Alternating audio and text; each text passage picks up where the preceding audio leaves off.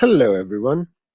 It's one of those days where I click go live, but I didn't actually click it, and I'm looking at my feedback monitor, and it's not coming online. What? What's happening here? And yeah, that's why I'm a minute late. So I apologize for that minute. How's everyone? Sound check quickly. You can hear me. Good morning, Lisa. I've seen some questions from Lisa. I don't know if we can get to them, but we'll make a good effort. Sharon, yeah, so we are between the Maxon YouTube channel and the Maxon Training Team YouTube channel. So I've got two chats here. If you see some replies that appear to be out of thin air, that's because it's a question that was posted on one of the other ones. What you could do is you can open both chats and chat in stereo. Right? How about that? Good. Sound is good. Looks good. Thank you. I look good. And yeah, let's go through the quick housekeeping over here. Let's go. I need to press this button. That's the right one. Two for the price of one. And that's the price of free. So yeah, let me copy the link for the Ask the Trainer. If you want to go to this page, I need to find my comments. Everything's here. Paste it. There we go. So click on this link so we know where you got it, how you got to our page, and you can check out the Maxon events. It's a great page to see what's coming up, and it's got some interesting things. I mean, Dominic's stuff is absolutely amazing, isn't it? Yeah, for anyone that missed yesterday's show, please watch it on Maxon YouTube channel and catch up. Here it is. And don't forget, we have 2 more weeks of nodes. And as I promised yesterday, I may get into the weeds a bit today with nodes, but we'll talk about it later on. Also, go to the Maxon YouTube channel and check out a lot of the great stuff and artist presentations you'll find here. Just don't forget that if you are watching a video live, it's both live on the Maxon and the Maxon Training Team YouTube channel. Hence the two chats, all right, the stereo chatting. But if you want to watch the videos recorded with timestamps and comments kindly provided from our very good friend and mentor, Dr. Sassy, use the Maxon Training Team YouTube channel. The videos are not hosted on the Maxon YouTube channel. Anyhow, Maxon ZBrush, sculpt from your couch. That's it, using ZBrush for iPad. And yeah, go to the ZBrush YouTube channel and learn how to use ZBrush. And last but not least, of course, go to Cineversity, and we're constantly updating the videos. Realistic explosions using Pyro. See, it's got cool stuff here. Excellent. So let me get rid of this. Bonk. There we go. I'm going to close the window. Okay. We already have some questions. Do me a favor, s'il vous plaît. Please preface any questions with the word question capitalized so I can actually distinguish it, because I have to move around and watch all the chats and the feedbacks and all that just to make sure that everything is working fine. And yeah, let's start with some questions. So I need to go here. I'll get rid of my face later on.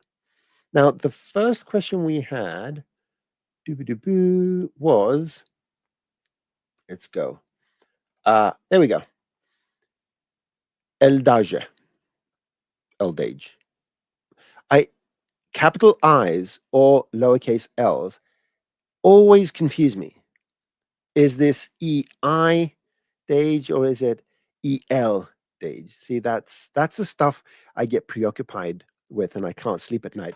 Okay, how can I modify or delete edges by ID or parametric or editable objects and so forth? Now, that's an interesting question because it appears that it doesn't work when in fact it does work.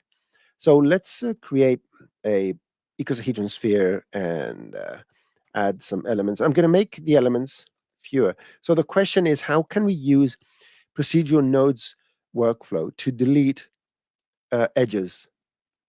Now, here's the thing. Edges do not have IDs. Let me show you what I mean. If I go and add a nodes modifier here, and let's go to my nodes. I've got my nice little layout here. It's just that I prefer to have space for my nodes. There you go. So if I use a delete, and the delete is, I'm gonna digress whenever I can. So if you open up your asset browser and you go here and you go to the geo modifiers. Now, if you check out all these, what you will see here, let me make it a bit bigger. We have a lot of modeling tools, align normals and chamfer and convex hulls and fit circle and flatten and so forth. So whatever you see here is the same modeling tools that have been transferred to work with the node system, right?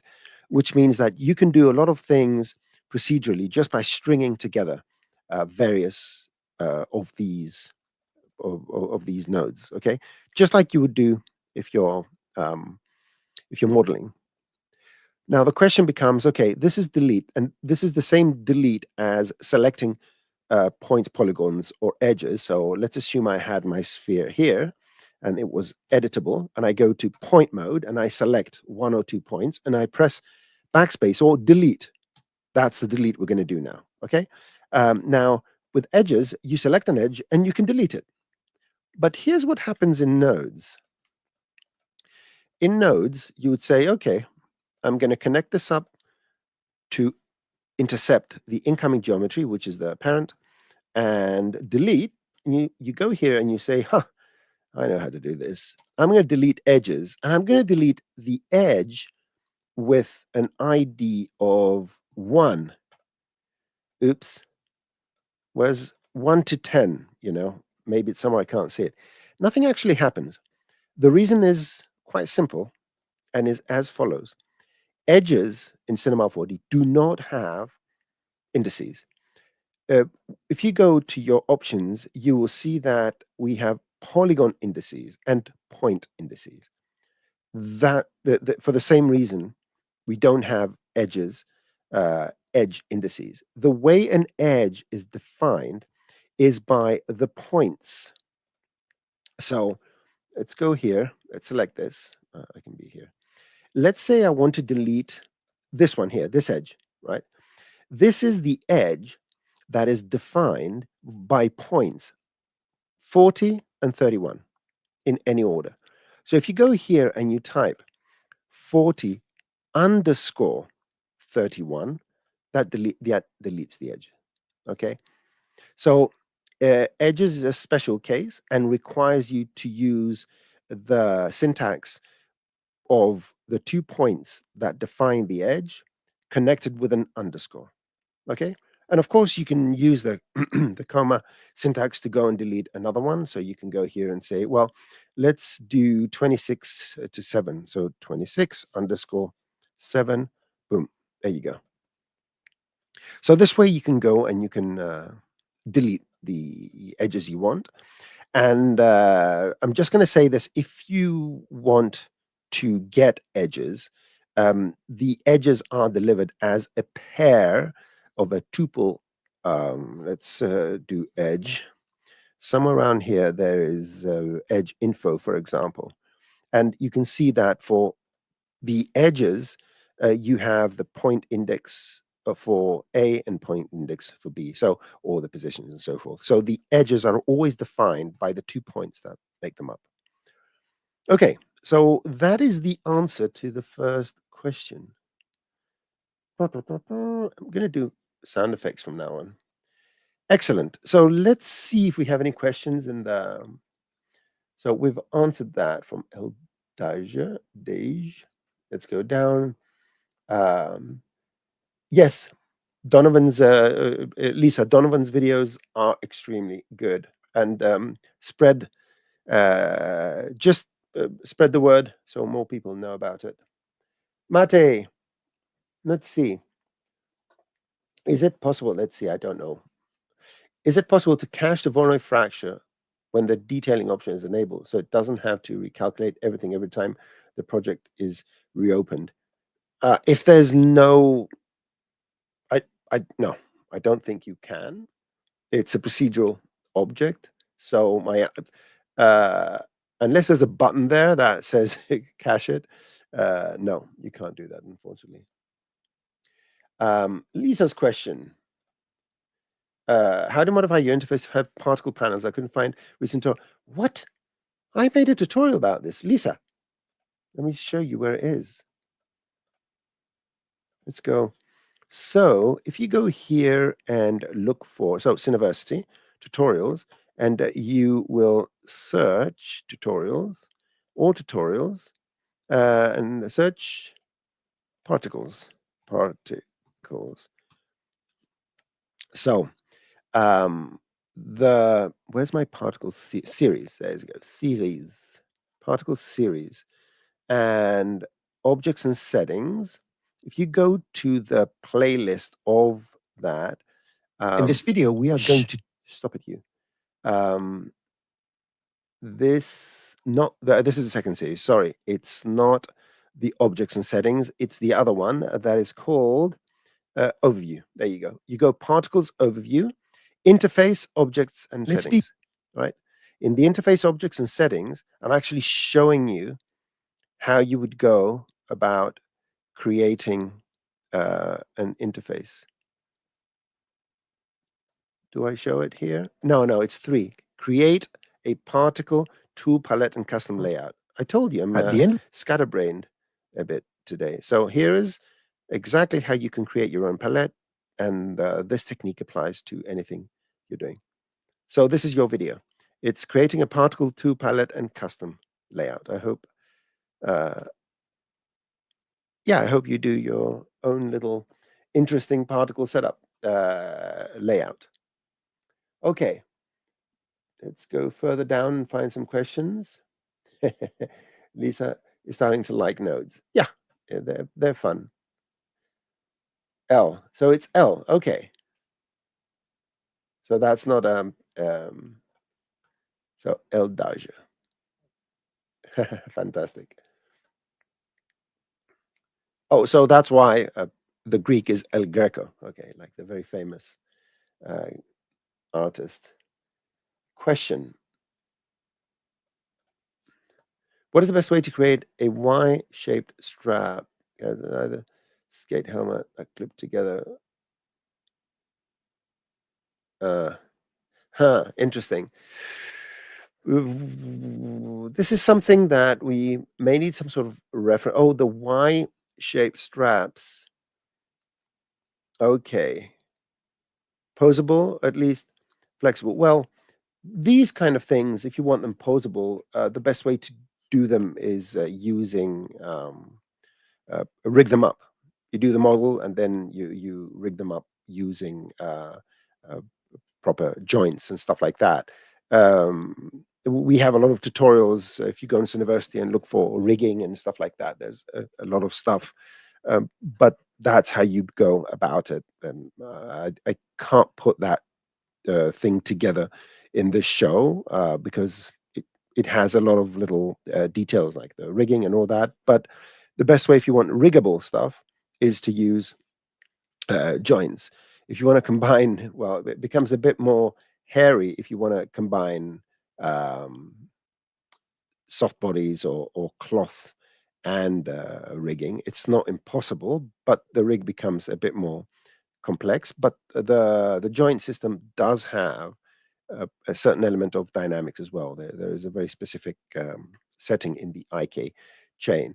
It's one of those things. It's hard to show in a real-time show. That will be something maybe for a tutorial, something like that. I apologize, Eric. Okay, let's see. What else do we have? Let's see, Jonathan Velos. How are you, Jonathan? How do you perform a ripple animation on a business card model with rounded edges with high resolution topology? The ripple animation, you can get away with a field, a spherical field. So it doesn't matter how high, let's say 160 by 90, this will be one of the formats of a business card or something like that. Make sure it has a large topology. Let's go with this. And the rounded edges, I mean, it doesn't really make a difference. You can do it with or without rounded edges. But I would get a plane effector. I like to use a plane effector. Set it to points. Make sure that you're modifying the Z points. So Z because it's the normal direction.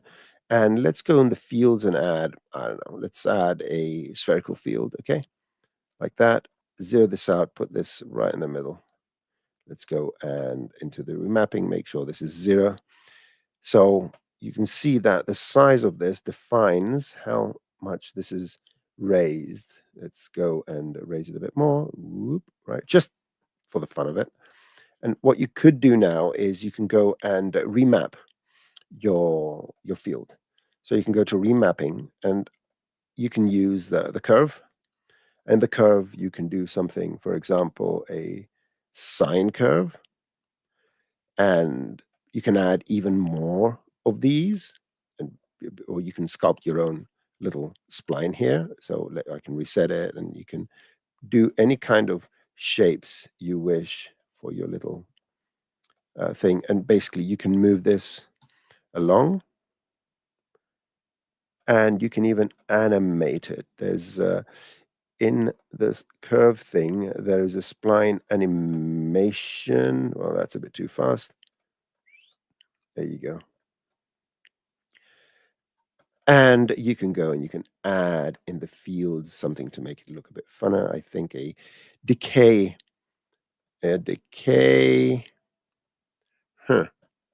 is not going the best job available. But overall, you can make it appear that it's wavy by doing something like this. And let me see how much of the decay can I. Oh, delay. Sorry, I'm going to use a delay. Delay. I said delay and I got a decay again. Delay. Oh my Lord. There you go. So let me turn this off. And you can see now they look more, of course, we don't have enough. They look more like drops. And this is just a sample of what you potentially could do. You can add spring and you can make it a bit more funky, and you can go and you can smooth it out. It's just, you can just go ahead and smooth it out, and everything looks nice and wavy. There you go. So something like this. Okie doke. Let's see. Sharon says, hi, everyone in the other chat. Sharon always wondered what's going on in the other chat. Okay. Let's see. Let's see. How can I? All right. Second question by Jonathan. How can I properly round the edges on the card? Well, you can round them by deleting the polygons you don't need and just go and put them in the right place. Or another thing you could do is use a rectangle with rounded thingies, put it under a extrude object with a 0 offset. That will make a flat object. Now, let's show the lines. And what you need to do is, first of all, in the caps, you can do a regular grid. And you can make it as small as you want here. You can make it quad dominant, so all of them are going to be quads. But look at this. The straight lines don't have subdivisions. Look at that. It's one big straight line. It's not going to work for you. In order to do that, you need to go to the spline and add more subdivisions. So you can do a uniform and make it 16 or even more if you wish. So now, there you go. You have all your beautiful little roundings.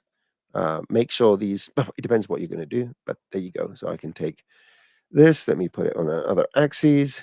Let's take this and put it in the other file and just copy these two deformers, make a null. I'm going to make the child hierarchy method, and I think this is going to do exactly the same thing that the other thing did. There you go. So here's your rounded corners and everything else you need.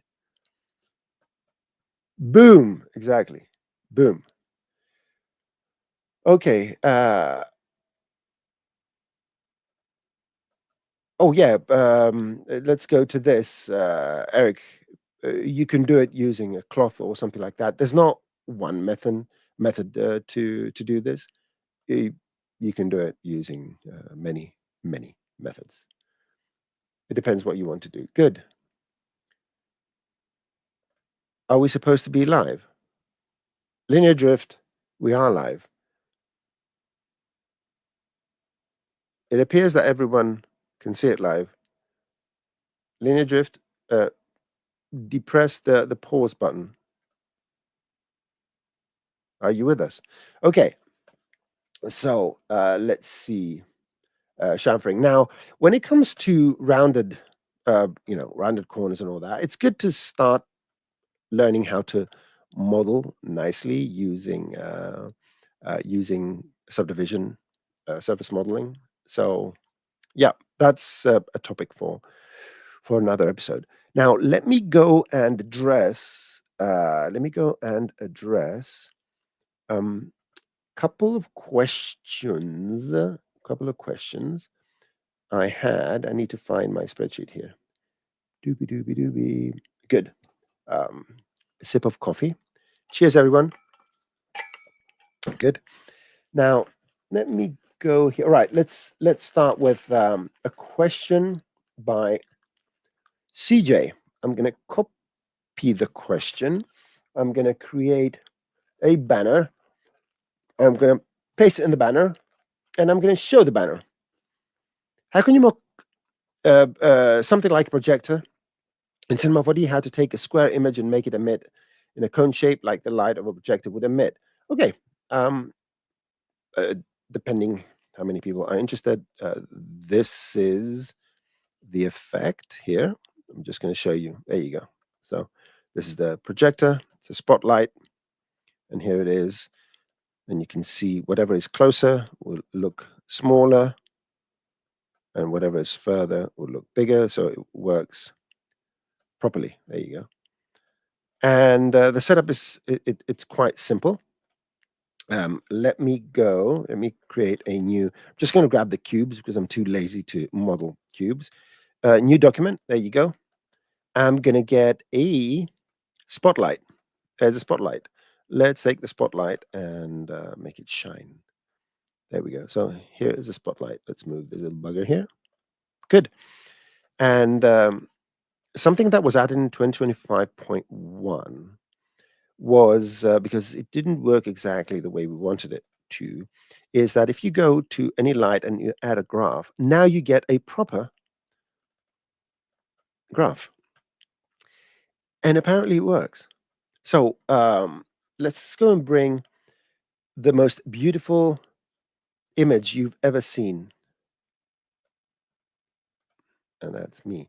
So go to the temperature. If you haven't used this node, go check it out. It's um, the RS light material.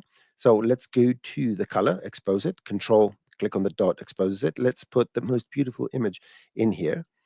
And great. And now let's go and render. Or render. There we go. So there is the projector.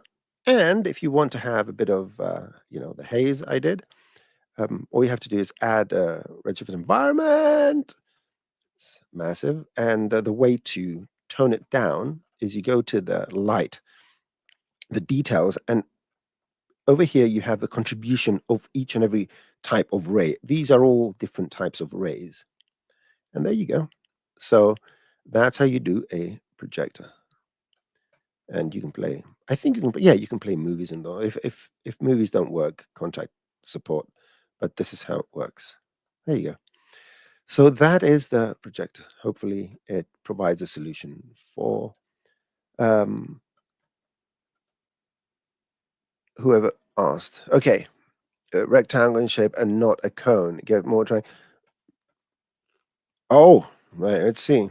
The question was about a triangle. Do we have square spot here? Huh, I do not know. spot. Well, if you want it to be a square, I would go and mask it, I guess. That's what I would do. Spot, spot. Yeah, I would use a mask to do that. You know, you can even use an object to obscure it. Maybe there's another way. I'm not aware of it. So I'm going to move on. Okay. Um, there was a question which just came in. I'm just going to very quickly tag any questions. Okay. Laughing at Lisa's comment. What an avatar. It's one of many. There is my favorite avatar is this one. I'm going to show you my favorite avatar. Okay. Maybe you see it. It's Ben Kingsley. And I was thinking of making a t-shirt with this face on it, and underneath it says, "I am not Sir Ben Kingsley." Anyway, I just want to show that. So where are the questions here? Um, let's see. Let's go further down. There was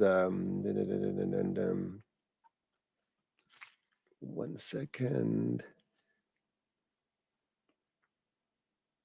Okay. So hello. Is there any way to animate uh, the movement of tree branches and when using only native uh, Cinema 4D tools? Well, it depends how. Yeah, we can. The question is, how easy or hard do you want it to be, and what tree is that tree you're referring to? So, um, yeah, it all depends on the model. There are some more automatic ways. If you built your model using, maybe some people don't know this, but there's the most spline has a turtle mode, right? And the turtle mode allows you to use it's a very specific kind of programming. Go straight, turn right, turn left, and do something like that. But in any case, um, the whatever you do with the most splines accept forces. So if you add and it's not a simulation object, it just takes some of the forces and it just moves it around, and it's not even particularly animated unless you have a noise. So let's go and add some turbulence. There you go. So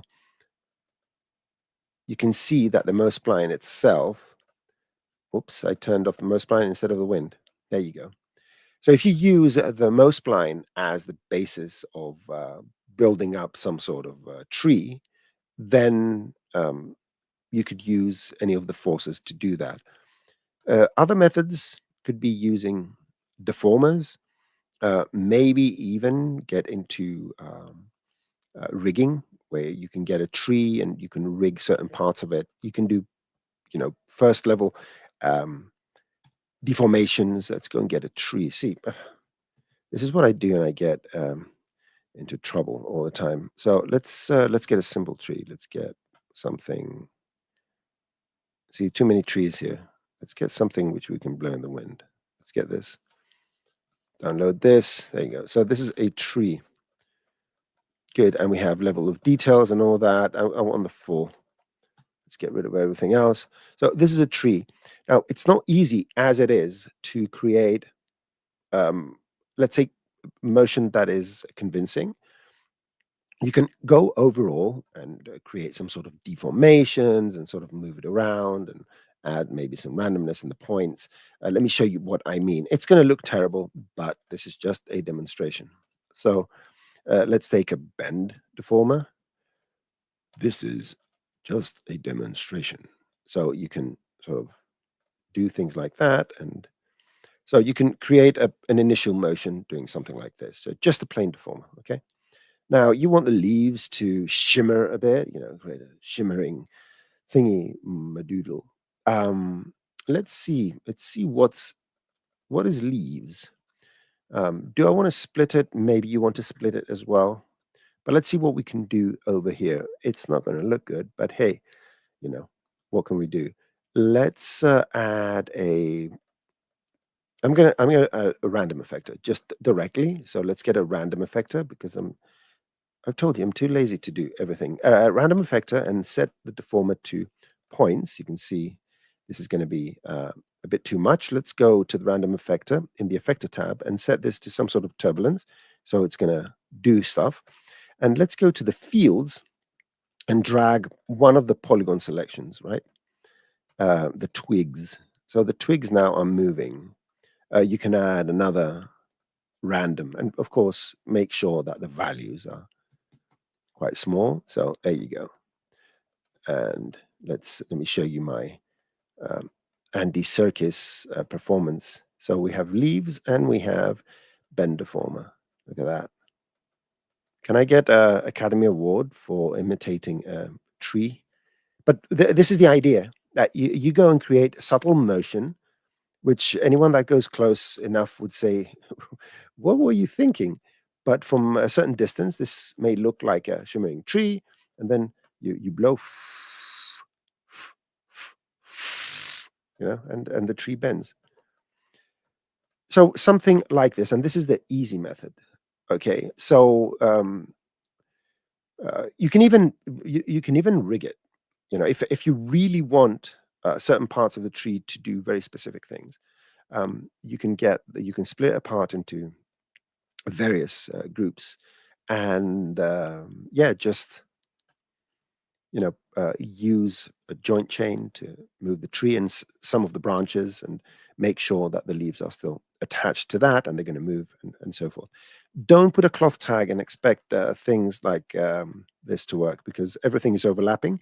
The alpha channels are created, the transparencies are created using alpha channels. So you're always going to have overlaps. This tree was never meant to be used as a simulation asset.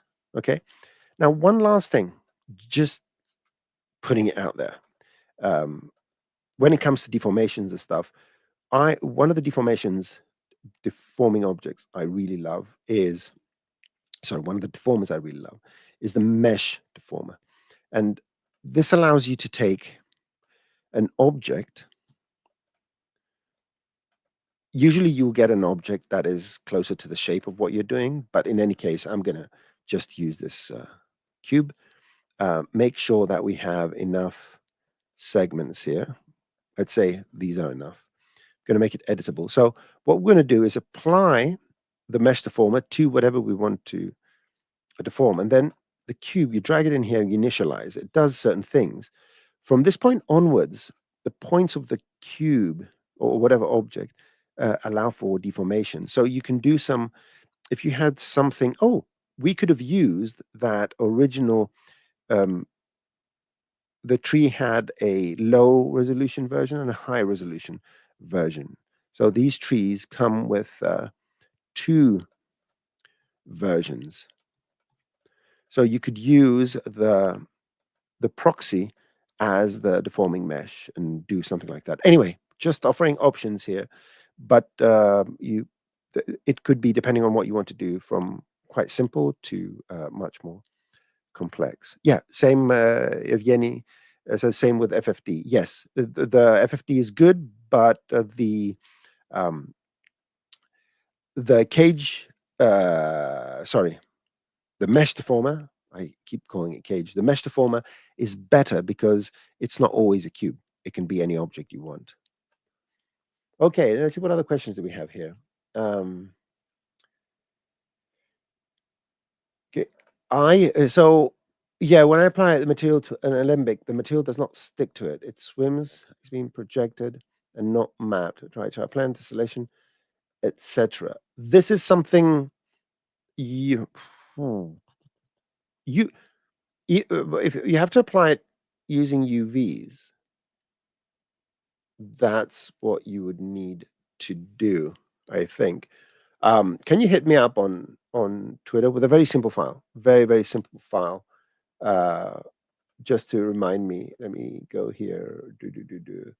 Yeah, on Twitter, X, Twixer, whatever. DM me so I can take a look at that. Okay, comments. Ben Kingsley. Yes, my brother. Let's see. Let's see, what else do we have here? Friend for deforming, yes. At Noseman GR. It's at Noseman GR. Let me write it at Noseman. Noseman. Just making sure I don't mistype it. Imagine if I'm mistyping it. All right, here we're having a question's coming in. A question is coming in. In your previous videos, you show how to create an explosion changing the ignition temperature to -1 in the Pyro object. Not exactly. I'm going to mark this question. You need, sorry. So in order to do that auto ignition, you need to have pyro fuel. It's not the temperature, is the fuel. So just that everyone knows, if you had fuel, this won't burn by itself. It needs a source to light up. Come on. There you go. So nothing's going to happen here. And it doesn't matter if you go and you say, I want a pyro emitter and turn off your temperature and just enable fuel. It's the same thing. It's going to create the fuel tag. So if you have only fuel, the way to ignite it, there are two ways. You either get a small little fire and you do a pyro emitter. Let's put this at 900. So you would go here and you go do do do do do do. Poof. There you go. You ignite it this way because fuel ignites at a certain temperature. I'm going to go to my project settings simulation Pyro, and somewhere here it has the fuel and it has the temperature, and somewhere around here is, no, it's not the temperature, it's the fuel combustion. The ignition temperature, let me close everything else. The ignition temperature of the fuel is 10 degrees. And currently the temperature is 0 degrees. There's no temperature in the scene. If you set the ignition temperature to -1, that means that all fuel in your scene is going to self-ignite. So boom. And that's how you do explosions. That's what this my technique was referring to. Okay. Let's see. Dennis, how to instance particle emitter, then to invert mirror it. Why do you want to do that? You want to create mirrored. So do you want to create mirrored particles? Is that what you're trying to do? Yeah, because if you can rotate it, that's an interesting one. So you want a mirror, you don't want it to be rotated, which sort of makes sense. Let me see, what do I have here? I can throw these away because I'm getting my interface all cluttered up. Boop-a-doo. All right, we're done with the edges, done with the light projector. What else do we have? Oh, we do have a question, which I'm going to touch upon in a minute, if I don't forget. So here we go. So standard layout. And what were we talking about? Okay, so let's take an emitter. So a basic emitter, there it is. And you want to clone it. You want to make a copy of it. And I would assume it's because you want exactly the particles to go in a symmetrical fashion. Now, you can't do this. What you could do is you could potentially use particle nodes modifier to move the particles of another emitter to a symmetrical position. So why don't we try this? Because why not? That's what we're here for. What time is it? Okay, we're doing good. Okay, so I have these particles here. That's it. And I want to create another set of particles which are symmetrical to these ones. And I'm going to go to simulate. I'm going to get a particle node modifier.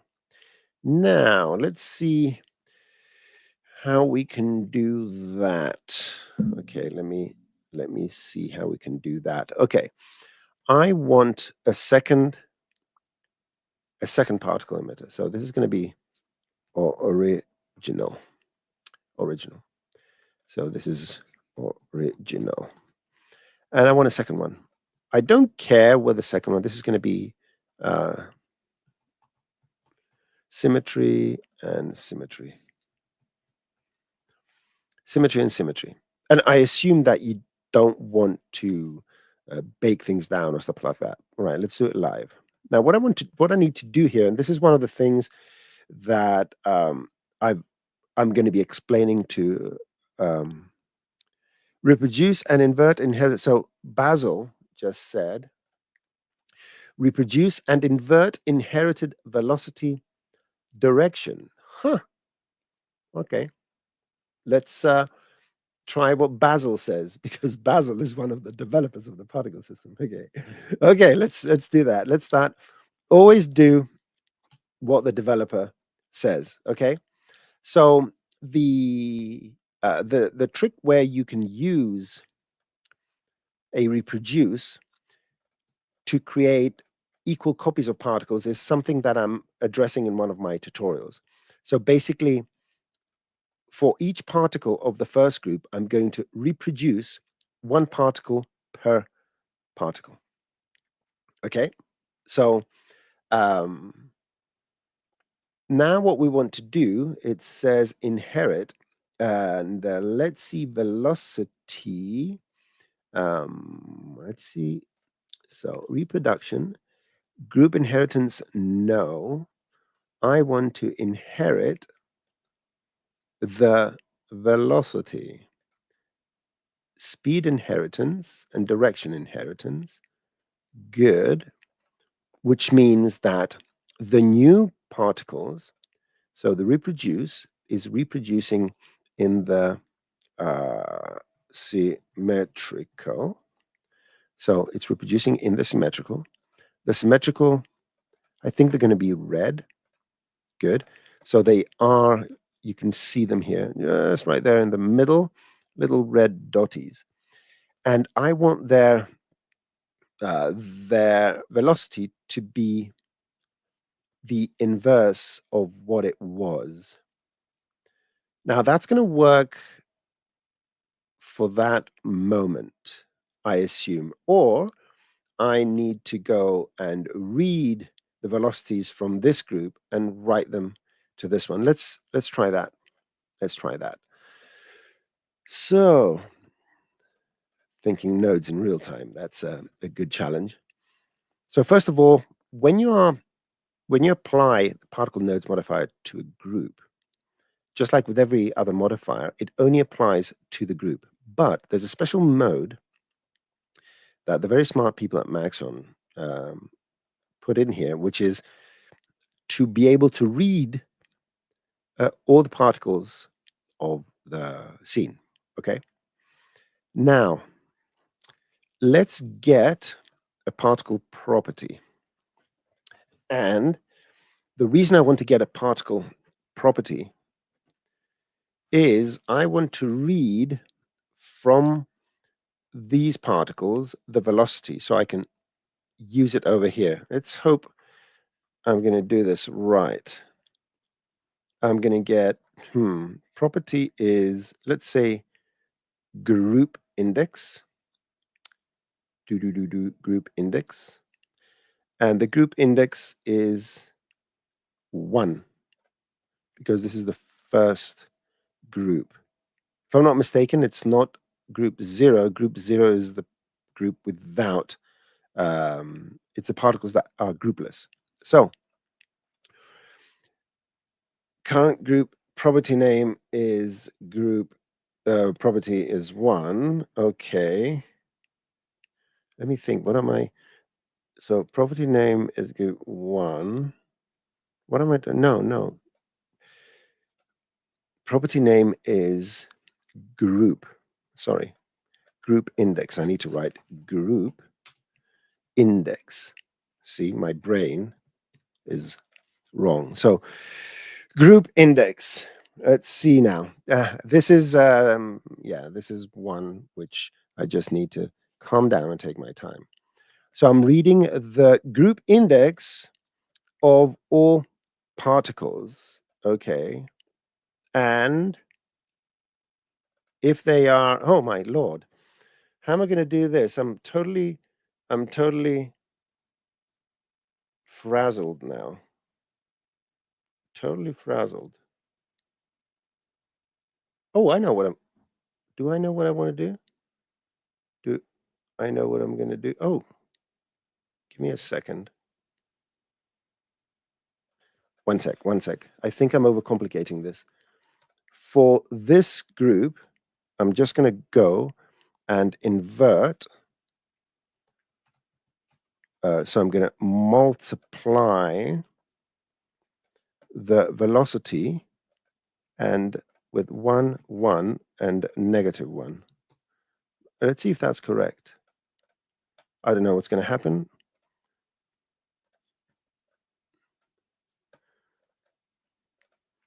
Must go here, get the velocity, vector, getting my velocity, and I'm multiplying the velocity for the symmetrical particles by 1, 1 and -1. Basil, what am I doing wrong? Oh, it's all right. So what's happening is that it's doing it continuously. So it's, yeah, with every frame this executes, right? This is my bad. It with every frame it executes, it negates the velocity. So it goes back and forth, back and forth, back and forth. Basil. Basil now is trying to excuse himself. But the velocity you can set to -100 to inherit the speed. Yes, but they, yeah. So I guess my mistake was if you do this, you only get the instantaneous velocity the other way around. So I guess you just get the velocity it's going, and the speed inheritance, I guess, would be minus. Is it speed inheritance to -100%? Something like that. And direction inheritance -100%. There you go. But it's not. Yeah, they're not going in the other direction. Oh, you can't get the direction inheritance. It's a speed inheritance. Okay. So this is a very good exercise to think about how to do it, right? So it's going in my notes. Give me a second. Let me write this down. It's apparently it's going to be something really easy. Symmetrical particles. And I'm going to add it to the list of tutorials I'm going to do. So that will be an interesting one, to create symmetric. Yeah, I'm a bit annoyed now because I should be able to do this, right? Yeah, I'm very much annoyed by this. So 0 and 0. I don't want any inheritance. I just want to go and read the points from one group and write it to the other group. With two groups, the method I would use is you go to the reproduce. All right, you go to the reproduce and you tag each particle with the ID of the particle that gave birth to it.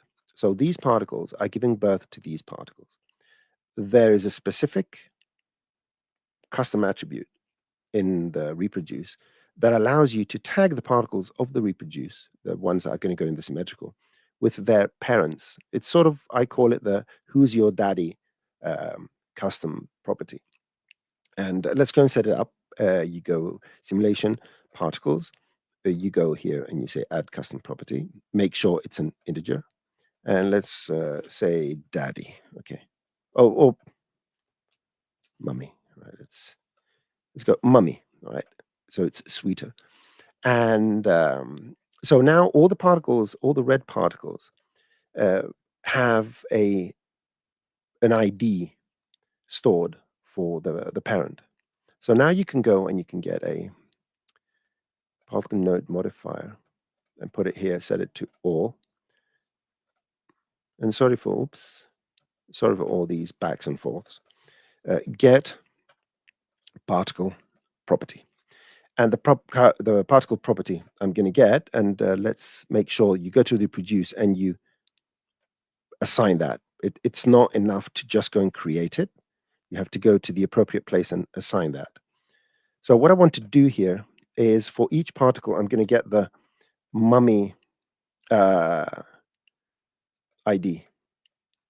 And then I'm going to get another get particle property, which is going to use a mode called unique ID. And basically you drive that unique ID with the ID you get from mummy. And from the particle that has the ID, let's go and get the position. So let's look at position. It's a vector 64 and it's a capital P. Capital position. There you go. So what's going to happen here is that now, look at the red particles. They're not moving with the green ones because they're static. If I connect this here, they're going to start moving with them because now they're getting each one of the particles, the red particles, is getting the position from its parent, the particle that, let's say, gave birth to it.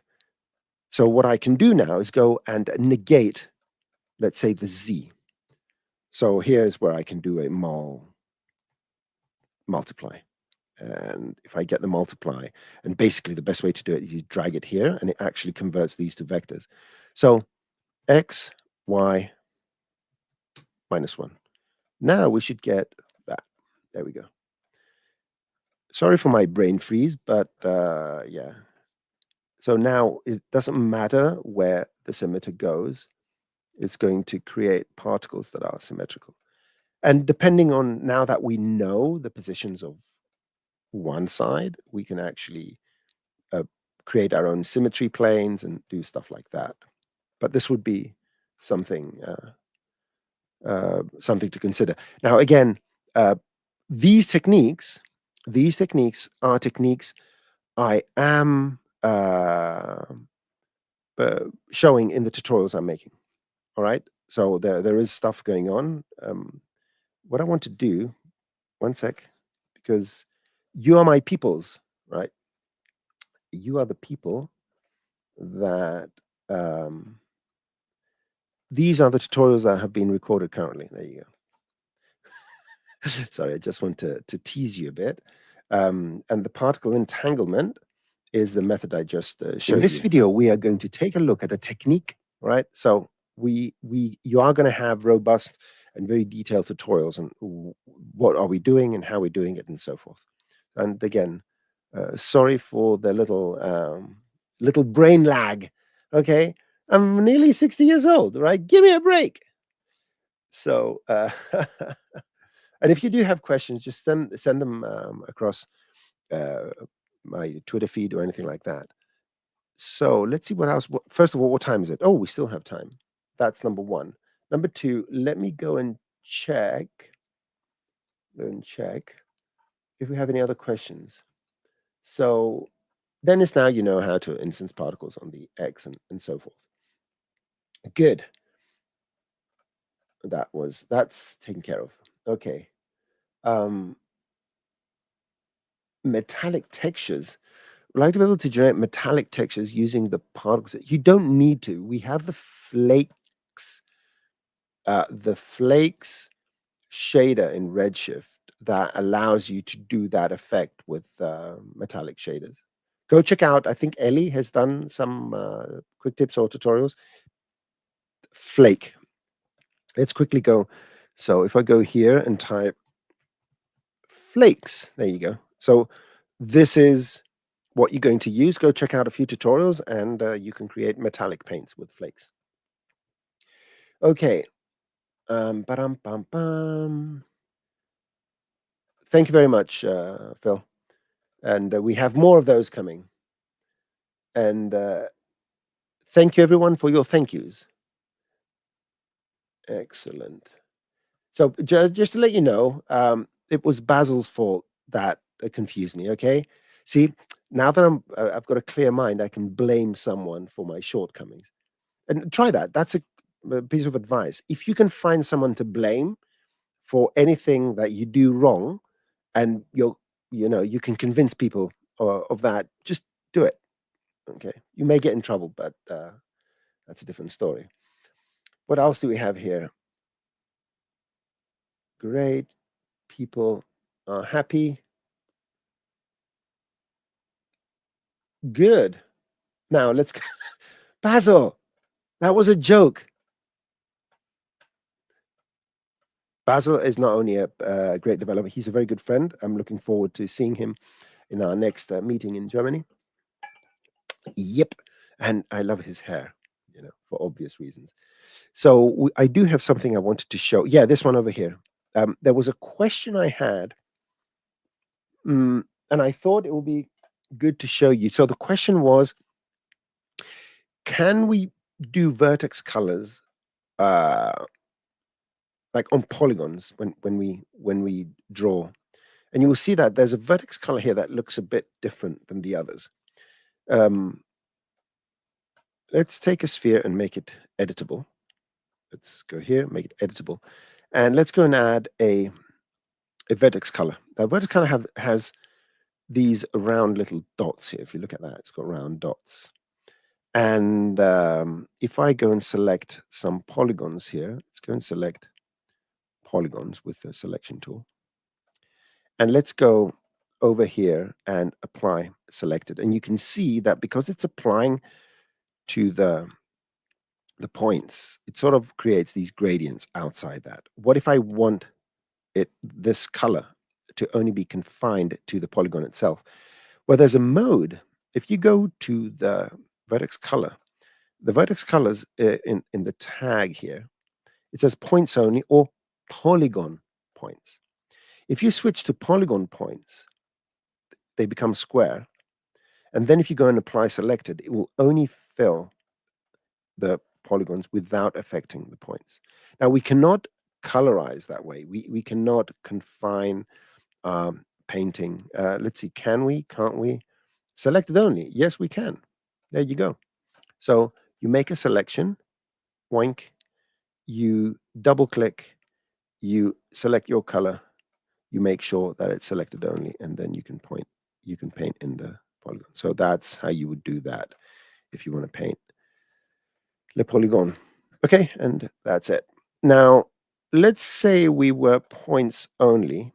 You can see that this is the problem, that these are the vertex colors, whereas these are the point colors. Yeah, it doesn't go the other way around. You have to go and remove them or undo.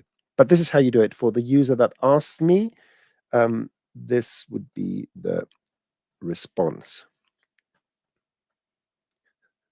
I love you too, Basil. Ding. I love your hair. Oh, I told you already. Okay, let's see. So in the Pyro output, there are parameters pressure per fuel. Can I do 2 fuel simulation at the same time, but with different pressure? No, unfortunately.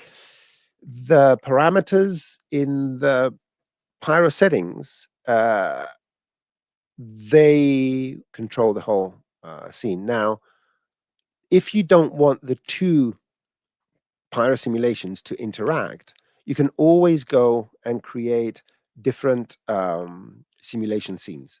All right, so you can have 2 Pyro simulation scenes. The problem is that they won't interact. So yeah, unfortunately, you cannot do that.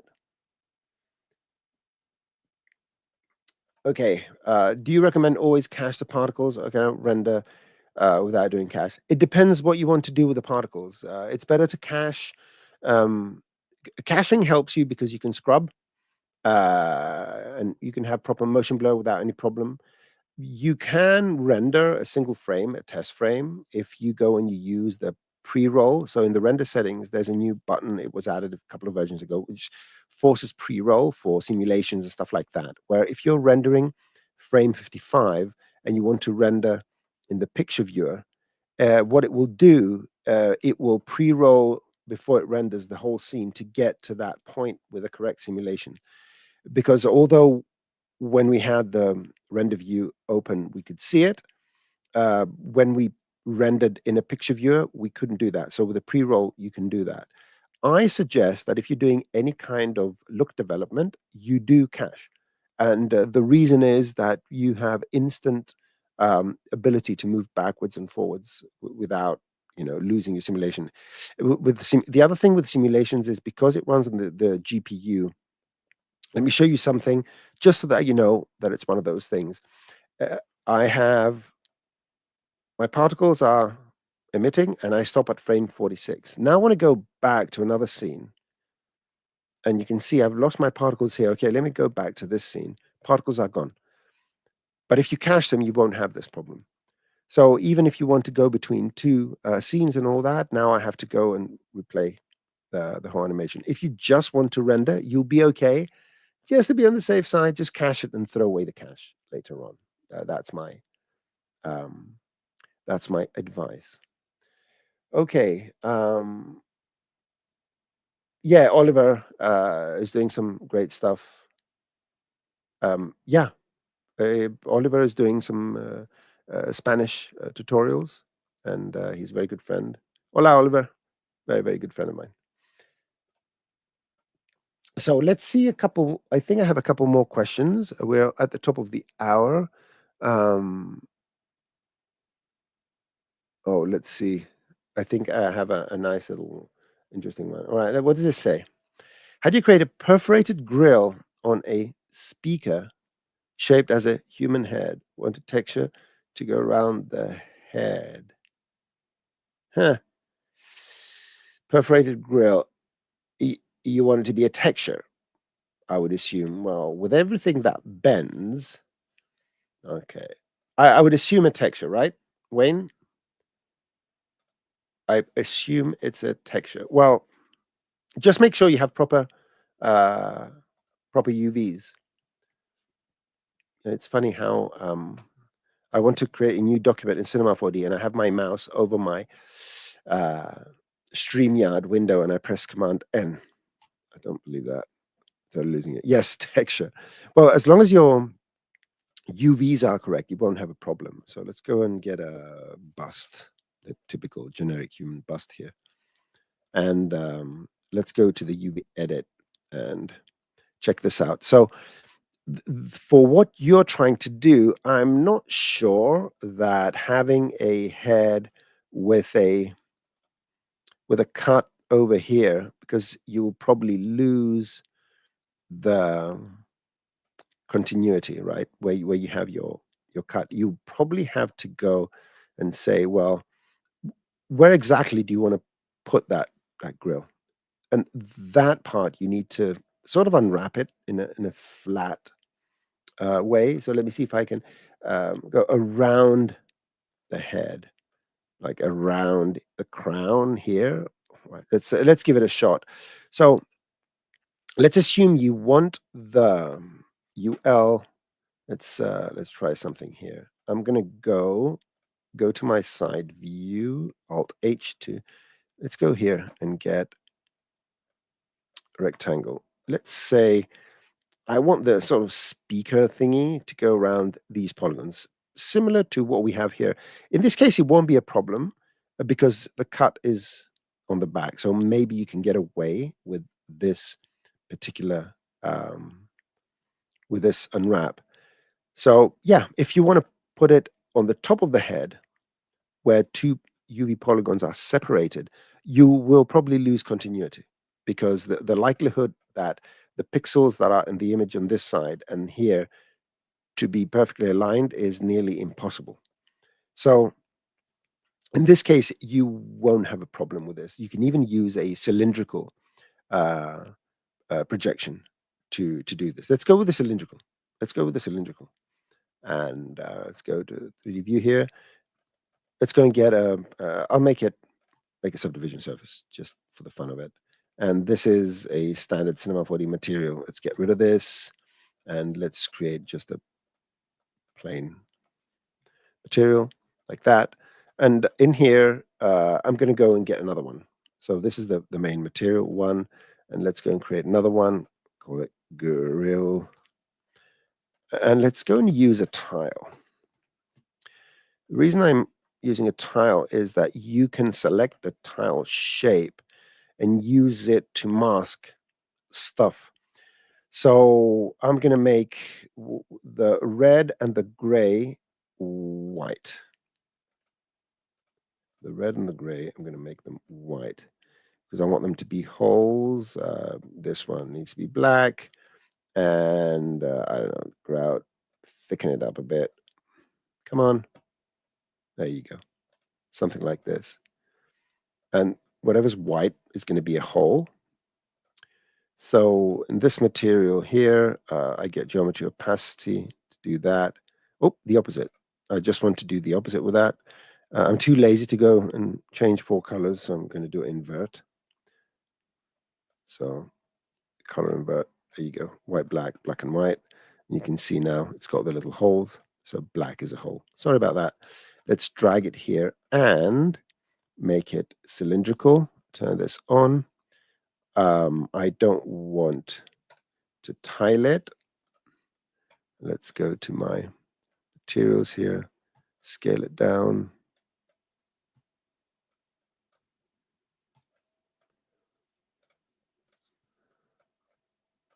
Why isn't it not tiling? Why is it not overlapping? Oh, get rid of that. Let's see. I'm going to do it like this. I do not know why it didn't overlap the other one. If you can't get that to work, technical support. There you go. Let's see. So let's say this is the grill. Now let me try something. I'm not sure this is going to work, but I'm going to try it anyway. Where's my UV edit? I have my polygons here. Let me drop it here. That's cylindrical. 1 second. Right, I've got the selection here. Let me go and do a selection. Let me try that. Store selection. And with that stored selection, I'm going to use this. I have no idea what I'm doing, but we'll try it anyway. There you go. And maybe the other material, I can put it here, is that it doesn't make a difference. Okay. I thought I could stack them up. I haven't done stacking for a while. Yeah. Well, I will just go and create one material out of these. This is sort of the way you would go around doing something like this, or separate UV tag, and do UVs for both of them. Okay, I'll pick this up next time, or I'll do what Sharon says. So let me get rid of the polygon selection, and let's try to put this one here because I was under the impression that you can do it. Maybe it's because it's cylindrical, and if I do the UVW map, what? It's the same color. What am I doing? Let's go here and make it red. If it's that silly because it was transparent and it's the same color, yep. That was funny. So tile, yeah. Well, that was funny. So let's go back to, let's see the projection here. And go to this. And let's make it bigger. Okay. And let's see the projection of the tile. Because I did some don't repeat, don't tile, length. Okay, so let me go and tile, but I'm going to control the repetitions. So 1 repetition, vertical 2, 3, 21 repetitions. Thank you, Sharon, for waking me up. I think I'm overthinking things. I think I'm overthinking things. And yeah, I would guess I need to do the opposite and remove the one underneath there or something like that. But in any case, this is roughly what you would go and do. You would need to remove the other material underneath because yeah, the stacking works. Don't make it the same color if you have transparency because you won't be able to see it. And that was a note to myself. Oh my lord. Let's see what other comments we have here. Let's see. So we don't need a separate tag. We need me to wake up. And thank you, but Sharon, thank you. You can do it. This reminds me of that film. You can do it. Let's see here. The best material should be left of the one with a selection tag. Uh, oh yeah, but the selections I'm giving up with the selections because they're not a straight line. Look at that. They're not. They don't represent a straight line. So that's not gonna help. Yep. Excellent. So what time is it? It's 10 minutes past 12. Let me check and see if I have any other questions. There was a question about, can I simulate tilt shift effect with the Redshift camera? As far as I know, you can. Yeah, you can use a tilt shift camera in Redshift. You get a camera, Redshift camera. Let's look through it. And it's in shift. There you go. This is the shift. You can see it from above. This is how so it keeps, yeah, and go up and down or left or right.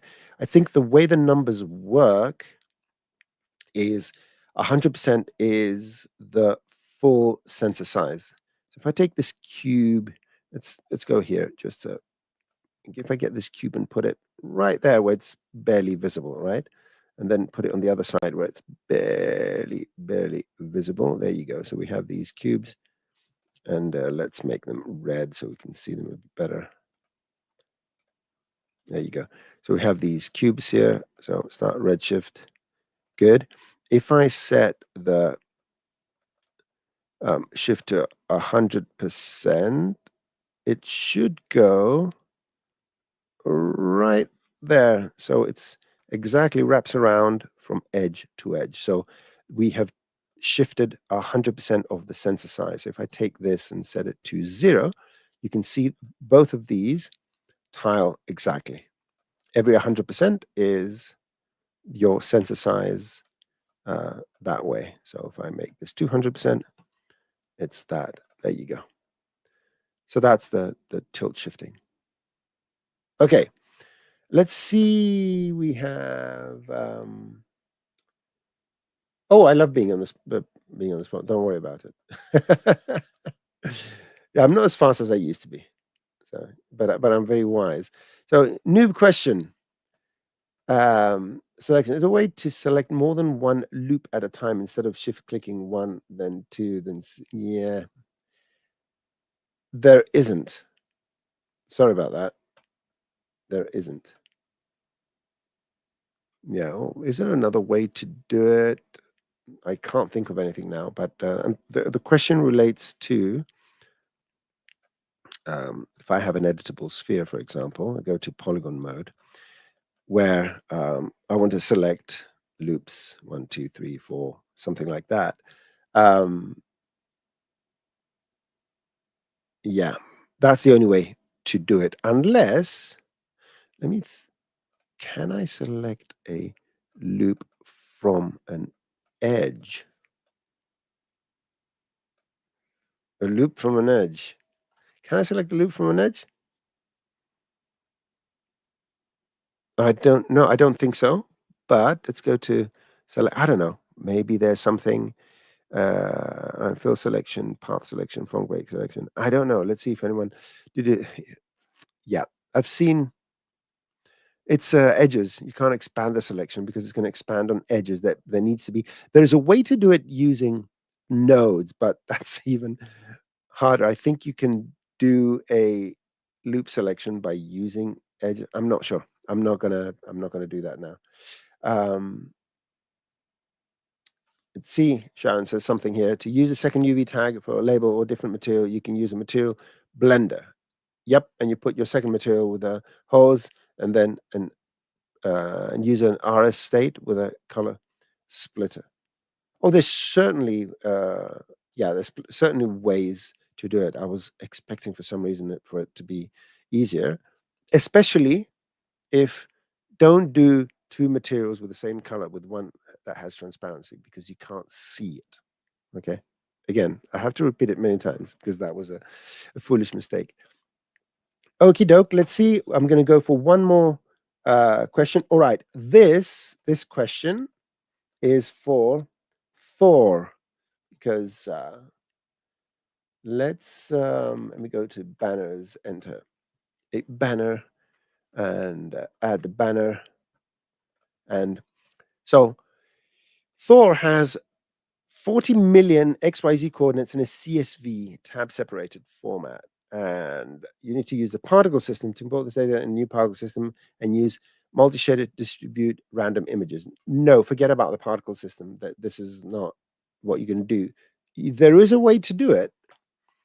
And you do need to do a bit of reading just to make sure. You have to make sure the format is correct. So if you press Shift C and you type structure, so struct, you bring up the structure manager.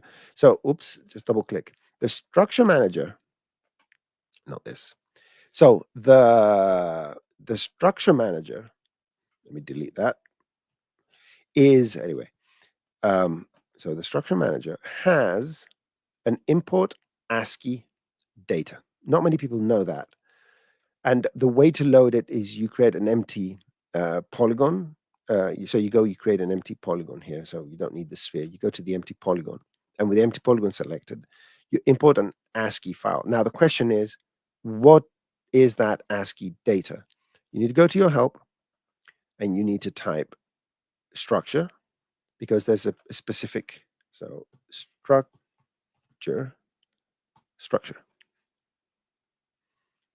manager comes up first. And you go down here where it says file menu. And there you go. So import ASCII data. And you have to format your Excel, ASCII, whatever, your CSV file, so that it says point tab X, tab Y, tab Z. Then you need a unique ID for the point number, 0 to 40 million, and the XYZ coordinates tab delimited or something like that. And it will create a point cloud. Okay. And that point cloud, you can use MoGraph then to do it. Let's, because we're having fun here, let me go. I'm going to open a notepad. Let's try this. Let me go and copy this. Boink, copy. And let's see if I can paste it in here. There you go. So this is a cube. So point tab X, Y, and Z. Okay. And let me save this over here. So let me save as, just going to go to today's folder and save it as points.txt. Okay, it's called points.txt. And let me go here and open it. So we're here, close this and go import ASCII data. Let me go and find it. It's points.txt. And in theory now, this object should have the points. It doesn't? Oh, rats.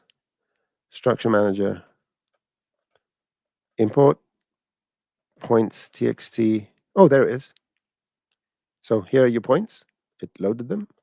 And I don't know if it's going to load 40 million. I don't know what spreadsheet you're going to use to change the format.